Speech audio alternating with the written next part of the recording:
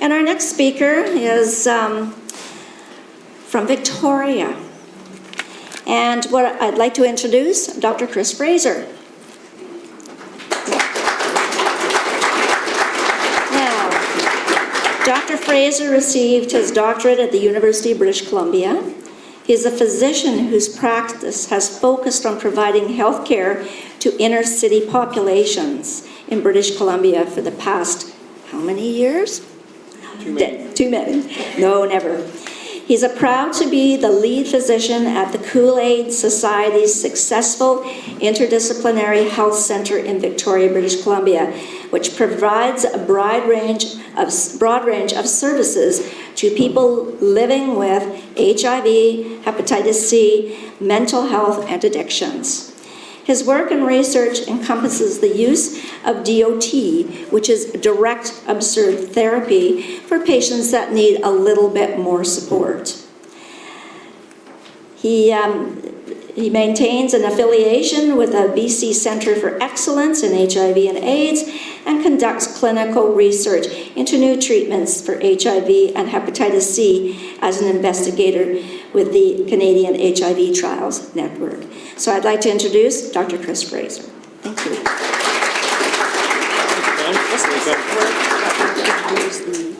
Oh, very good. Okay. Thank you.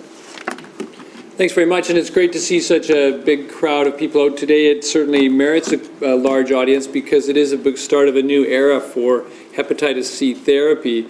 And I'd certainly like to applaud the efforts of HepCBC in arranging this forum.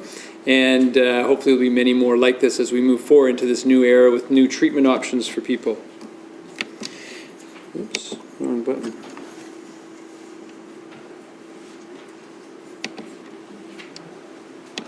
There we go. I think it's down here. Oh, down there? Yeah. Thank you. Yeah. So yes, my topic has to do with vulnerable populations in our society, and clearly for many in this room, just by virtue of having a hepatitis C diagnosis, added an element of strong vulnerability to your life. And so I think it's very essential in that instance to get together with a group like HepCBC, find your voice, and begin to take the steps that are needed to advocate for more access to this life-saving therapy. In a broader sense, vulnerable populations, I've listed up there what we can tend to think of. And really we're looking at people who, if we had done a better job earlier in life, might not be where they are. And clearly our project as a society is to try and minimize this as much as we can. But when those causes I've listed there have taken effect, the outcomes unfortunately flow fairly logically in terms of increased addictions, worsened mental health outcomes, and endemic illness. Clearly a lot of the work I do with my colleagues at Kool-Aid Health Center, we would prefer it had been done upstream in a preventive fashion, but we're left with what we have before us and we have to try and do a better job of meeting people's needs. And for me, I started out this work where there are very few roadmaps of how to do the work, very little information on what to do. And a very good book and fellow I met at early HIV conferences was a fellow named Peter Selwyn. His first job out of medical school was to be the lead physician at a massive methadone clinic in the Bronx. And suddenly all of his patients started dying of pneumonia.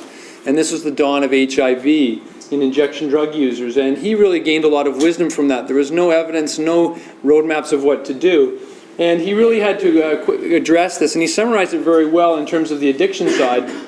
That from the healthcare provider side, it brings out a lot of fears, prejudice, and feelings of powerlessness, which doesn't lead to a good response or a very therapeutic response. And then some very weird behaviors that when people have had a long-term addiction, we have these very irrational beliefs that we can suddenly, with 7-day treatment courses, end that and suddenly reverse it. Well, that's not the case. And so I think he very wisely developed an approach that we have to basically develop a relationship which is ongoing and unconditional with people and really try and work with them to identify steps they can take to move forward. More provocatively, another HIV physician, Paul Farmer, said, well, hey, if things aren't going well, it's your fault, and you've got to come up with a better plan. And he had some legitimacy to do this because he was a fellow who brought HIV care and tuberculosis care to some of the most difficult areas in the world, from Haiti to other developing countries. And I like the spirit of this because it's saying, how can you do what you do better? How can you expand the people who can receive the services? And this is the spirit I try and bring. So when I look at hepatitis C in the populations we work with, what are some of the challenges? Well, until recently, and it's gratifying to see the trials start to enroll, evidence-based medicine really hasn't given us all the answers. Our people are far too complex with the medications and conditions they suffer from. In terms of the randomized controlled trial process, they're often excluded from those trials, so the data doesn't really speak to the people we're seeing. The therapeutic areas are evolving very quickly, whether it be addiction psychiatry or HIV hepatitis C co-infection, where when I started this work, there was really not a single published trial on how to best approach that situation. Nothing at all in the literature. And we still have needs, so we need more data reporting back from cohorts. I don't think we're going to get a lot of randomized trials. We need more data to inform this, and then specific clinical practice guidelines, which the process is evolving well, but I think still could speak to the population better. And then I think more support for overall database development and community-based research. So I think as we enter this new era, it's going to be critical that we make sure this side of things is a bit more robust. With the populations I serve, I think there's a lot of untold stories that don't make its way out as well as they could. Massive shortening of life expectancy from chronic homelessness, the kinds of things I highlighted in my first slide, and the fact that many patients, due to repeated unsuccessful contacts with the healthcare system, now say to heck with it. And they really don't engage as well as they could. Once they do engage, they often decline therapy, which we think could really improve their lives. And maybe because of some of the historical behaviors they encountered from healthcare providers. And I think this idea, too, that strict full abstinence was a prerequisite to making any advances in their mental health, hepatitis, or HIV care. And as a system, looking at marginalized populations, there's really been some major shortfalls that I highlight here.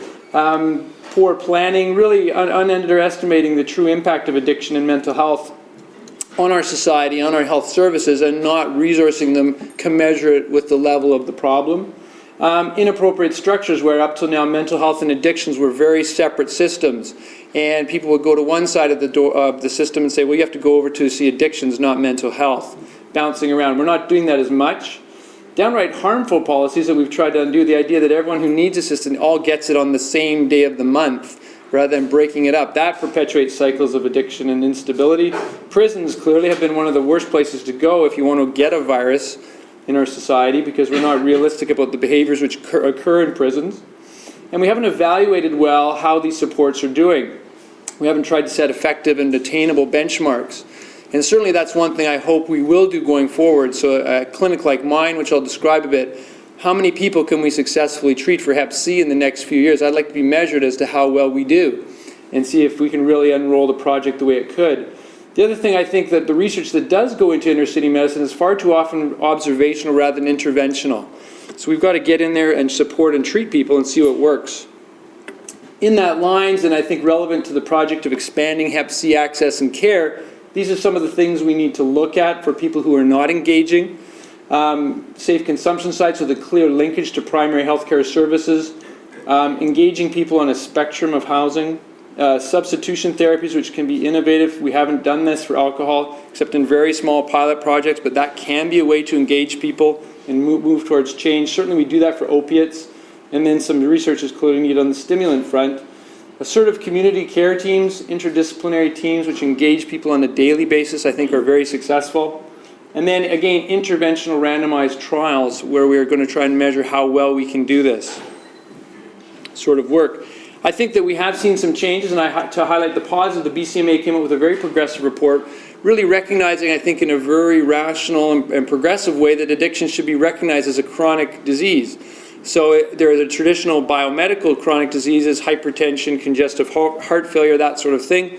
But once addiction becomes well established, it clearly meets chronic disease criteria. And if it's resourced well, I think we can have much better outcomes. And this was sort of the schema put out by the BCMA. And I think it's starting to get more attention from the health authorities in our province. So our health center here in Victoria is an attempt to try and respond to some of these problems in a proactive fashion. And by being very interdisciplinary in the services we provide and being a one-stop shop, we try and provide an ability to respond to the concurrent diagnoses we're confronted with every day. And obviously we cannot do this successfully in all cases, but we're able to merge on-site hepatitis C treatment with HIV and also some support for mental health and chemical dependency. So when I leave the clinic, the conference here today, and I go back to my office, this may be a case I see this afternoon. 34-year-old fellow who's still injecting drugs, HIV diagnosed in 04, Hep C 99, and depression, unstable housing, and he's got some criminal charges coming up in the next year. So we'll do an audience survey moment. Who thinks this person could be treated today for hepatitis C? There's no optimists? Maybe one? Who thinks maybe in the next year?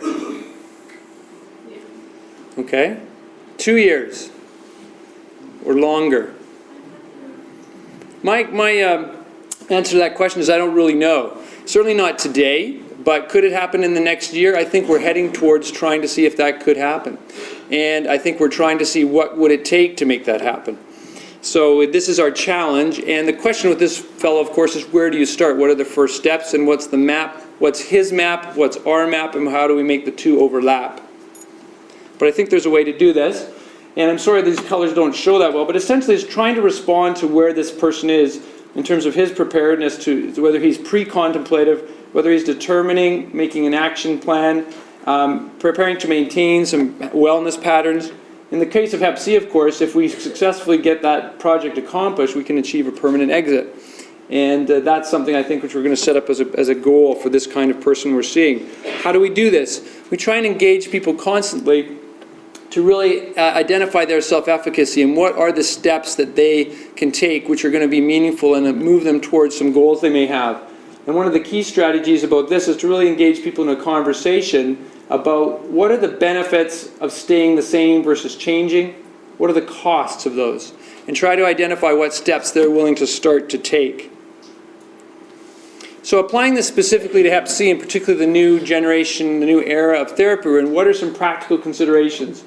We feel we have to be able to engage people at some level in the pre-treatment education piece, the awareness.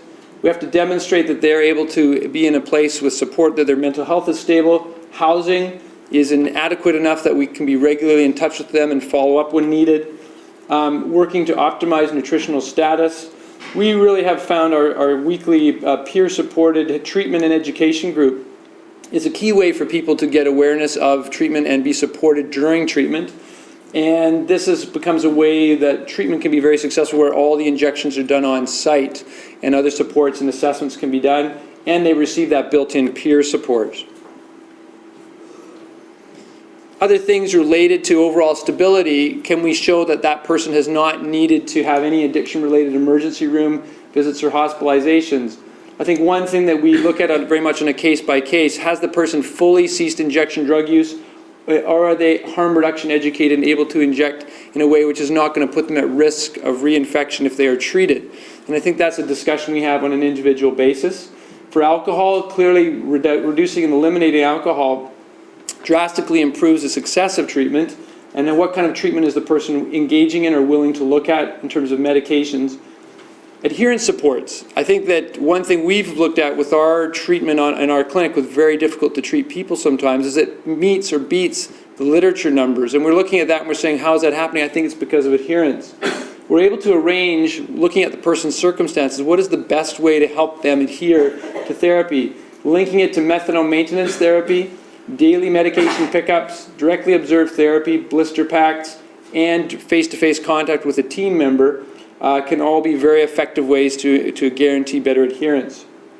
And I think critically with these new therapies that Dr. Myers just reviewed, it's really evident that the first 4 to 8 weeks are so key for adherence, and that's when this intensive daily, if needed, support can make a huge difference in that viral decay at a critical time. So in terms of the timing of all this, all those pieces being maximally lined up is what we're going to look for. And why is this so important? Well, because of I won't go through the trials in detail, but we've got a huge benefit in terms of our cure rates. And unlike HIV, which we deal with in our clinic very frequently, the lifelong therapy requirement is not there. This intensive intervention is for the 6 to 12 month period to achieve a cure as well. And clearly, this applies as well for treatment-experienced patients. This is a summary of the 2 trials involving telaprevir and boceprevir, and looking at the vast improvement that we're seeing. So this is phenomenal progress, and we want to make sure that this realizes itself into our clinics at the primary healthcare level. Having been involved in HIV for a long time, the way I'm thinking about hepatitis C now, it's very interesting. This is really, as Yogi Berra would say, deja vu all over again.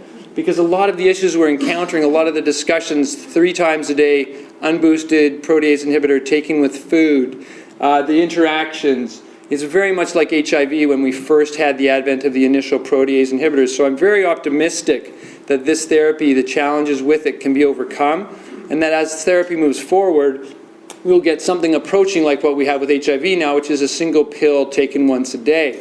And that, as we look at shorter combination and eventually perhaps all oral hepatitis C regimens, it's going to become a very, I think, exciting time to look at really rolling back the impact of hepatitis C and preventing a lot of long-term liver disease. Clearly, we're going to have issues around adherence and the relationship to resistance. I think Dr. Myers very capably went over the drug-to-drug interactions and tolerability. But I do believe, compared to what we've seen with HIV, the tolerability issues are very addressable with the close support and good monitoring. And yes, you can highlight the complexities of the therapy, boceprevir 3 times a day, being 12 pills a day, telaprevir being 6 pills a day. You can show concerns possibly about the decline in adherence over time. But again, this is not lifelong therapy, it's finite, and with that robust support, I think we can do well. The key is to really screen heavily for adherence and support very well. So when I think of some of the patient-based challenges, I think one of the key things is how do we link the hepatitis C care that's going to be needed to other services so that the person feels supported in all these domains of their overall health. And the more we do that, I think the more successful we'll be. In terms of where the hep C care occurs, I think the HIV type community centers such as ours, which have built up a knowledge of how to provide the care, how to screen for drug-drug interactions, select regimens, follow resistance, all these clinical care issues are a very logical place to build capacity for hep C therapy with good link to specialist support and partnership clinics. I think that's what we're looking to build here, certainly. Where you can also make sure that the concurrent diagnoses are being addressed, HIV co-infection is being optimally managed. One of the challenges, I think, too, as we look at who's been waiting for therapy and the pent-up demand, is what are we going to do today with people whose age or fibrosis stage is greater than we would like, even if we think there may be a better therapy soon. And I think, again, I thought the slide Dr. Myers had of the multiple inputs into the decision to treat was very good, because it's going to be very much a one-on-one decision with the person having a lot of involvement as to what they think is going to be the best steps to take, balanced with what we give them in terms of clinical information. But it's such a worthwhile conversation, because I never thought I would see data like this based on the work I've been doing. This is presented this fall, looking at boceprevir and co-infection, and at the 24-week mark, the percentage of cures in this triple therapy setting was really incredible. I never thought I'd see numbers like this, and again, as we move forward, I think it's only going to improve. Telaprevir as well has showed very good data in the co-infection setting. So we're very much going to be into this this balancing of treating now versus deferring therapy. This is a slide, when I gave HIV talks 10 years ago, I would have put up exactly the same slide for HIV. This decision when we had the promise of new molecules, the promise of long-term success of therapy. And so what are going to favor us perhaps to treat? Well, certainly considering it for all patients. One of the tragedies of HIV therapy, which I really hope we do not repeat with hepatitis C, when the center in BC looked back at the first 1,000 deaths after the advent of triple therapy, up to 30% of patients died without ever being treated with any hep C compounds. So I certainly hope we can avoid that mistake with hep C. We all know that the wait for therapy has caused impact on people's lives, and we certainly hope that can be eliminated as quickly as possible. We have to look at balancing naives versus relapsers, and then who really needs the treatment urgently. And so I think these are some of the things we have to do. And if the decisions by government funders don't meet the needs of the population, of people who are working with groups like HepCBC or patients in front of us, that's when we have to get busy and tell government and guidelines that they have to change because it's in the patient's interest.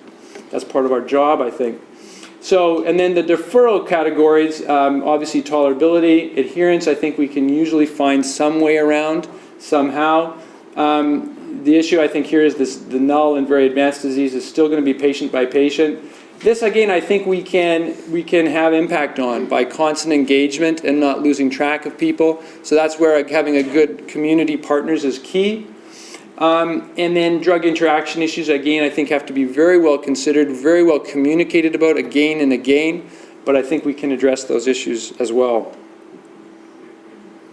And clearly, as we go forward, we're going to have a chance to look at what are the key elements, and what a nice slide to be able to put up that we can perhaps even think about this, because up to now we haven't really even been able to have this kind of thought process about what would be the best thing. And so when people are diagnosed early and we have the luxury of waiting, what are some of the features of their treatment regimen which would be good? Obviously simple regimens which are shorter and have straightforward stopping rules. All oral I think remains a desirable goal. Nowhere near being ready for the clinic, but I think we can talk about it and monitor the studies of those regimens as they go through. Obviously you want highly effective therapy for all groups. This colors may not be great. Once a day therapy, when will that possibly be available? That would be very useful. Across all genotypes, and obviously getting the tolerability improved. This will be very, very important.